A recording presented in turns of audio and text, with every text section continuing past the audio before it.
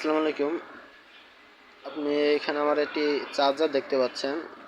এটা এই যে দেখুন, এখানে যে গুঁড়ো পার্টসগুলো ছিল, এই যে এখানে হচ্ছে এটার নাম্বার হচ্ছে 204।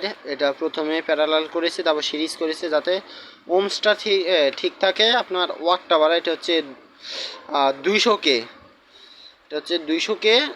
আপনার ওয়াট বাড়ানো হয়েছে এইভাবে, এর জন্য মানে প্রথমে প্যারালাল এরপর সিরিজ, এইভাবে ওয়াট বাড়ানো হয়েছে। তাই এটা কেটে গিয়েছিল, তো আমার কাছে এসএমডিবি পার্টস ছিল না বিধায়, তো আমি এখানে ডাইরেক্ট 220K লাগিয়ে দিলাম।